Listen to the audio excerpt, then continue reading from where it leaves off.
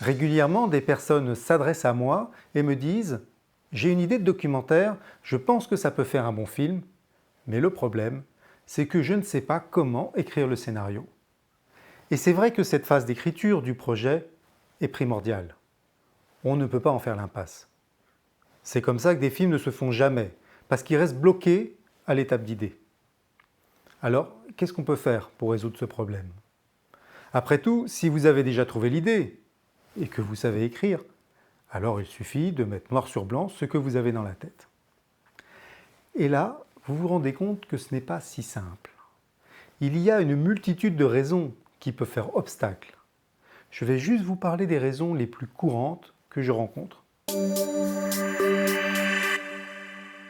Vous êtes peut-être dans cette situation un peu caricaturale du scénariste ou de l'écrivain qui fait face à l'angoisse de la page blanche. Alors en réalité, pour le documentaire, ce n'est pas tout à fait la même problématique. On va faire face à d'autres difficultés. Alors je vous ai dit qu'il y avait une multitude de raisons pour lesquelles on pouvait se retrouver bloqué quand on écrit un documentaire. Quelles sont ces raisons? Il y a des raisons déjà d'ordre général qui en fait affectent n'importe quel projet, que ce soit un projet de vie, un projet créatif ou autre. C'est qu'on doit faire face à nos propres croyances. Et les croyances, c'est terrible parce que, en fait, on érige nous-mêmes un mur qui nous empêche d'avancer. Alors, il faut essayer de les balayer rapidement. Alors, quel type de croyances on a, nous, dans l'écriture du documentaire? On a, par exemple, cette croyance qu'on ne peut pas anticiper le réel. Alors oui, c'est vrai, on n'est pas en train d'écrire un film de fiction, donc on ne peut pas décider de ce qui va se passer, on ne peut pas deviner comment les choses vont évoluer. On est tributaire de ce que nous donne la réalité. Mais ce n'est pas un problème. On est quand même censé savoir quelle histoire on veut raconter, quel personnage, dans quelle situation, etc.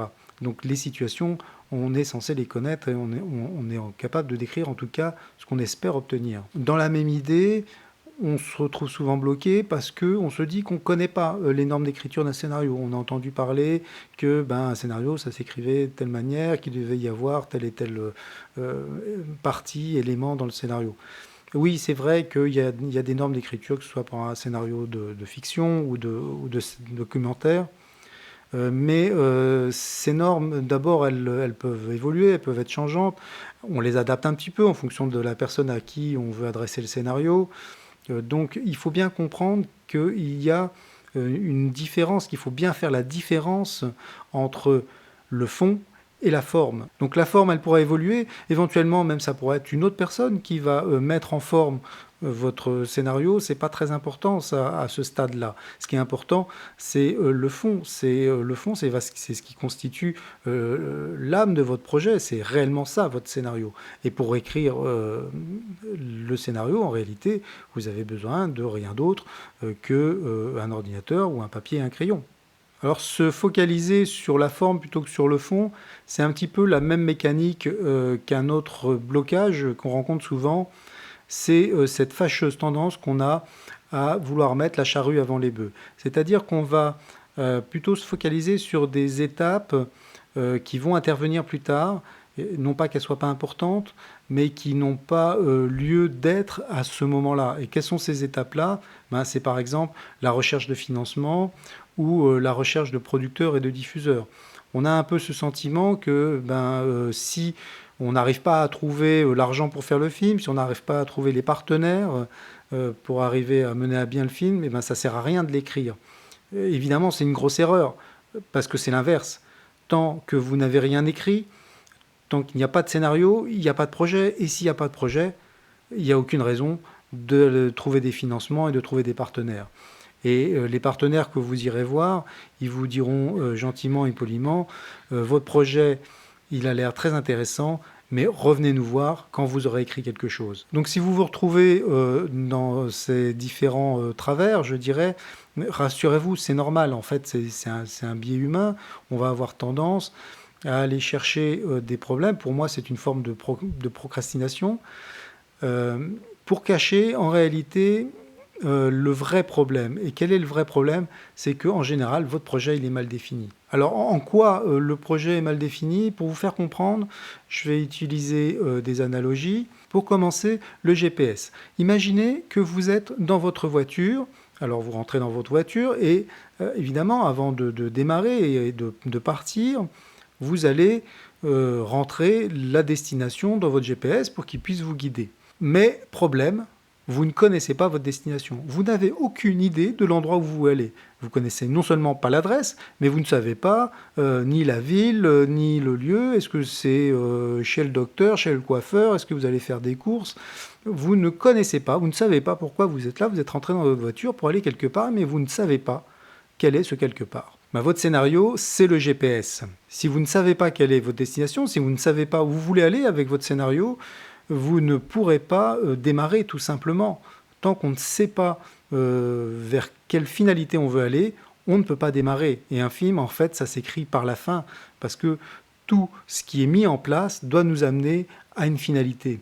Et dans la même idée, si vous ne savez pas ce que vous voulez, vous ne pourrez pas l'écrire non plus. Je vous donne donc un deuxième exemple, la construction d'une maison. Si vous voulez construire votre maison, vous allez devoir faire un plan.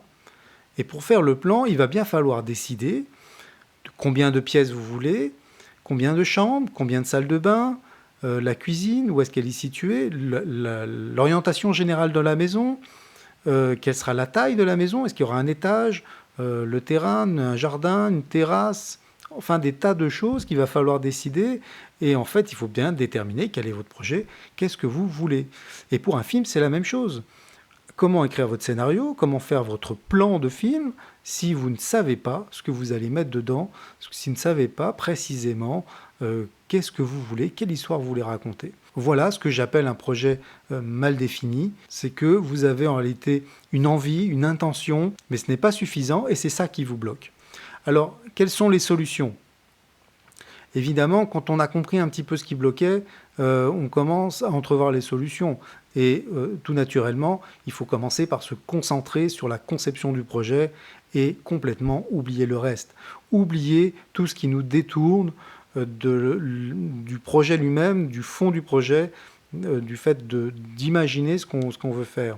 Parce qu'en se posant les bonnes questions, on va finir par comprendre ce qu'on veut faire, on va finir par pouvoir définir mieux son projet et savoir ce qu'on veut raconter. Mais je conçois que se poser des questions à soi-même, en se faisant l'avocat du diable, en se critiquant et en essayant d'évaluer les solutions qu'on propose, c'est compliqué quand on est tout seul. Alors comment faire ? En fait, c'est simple.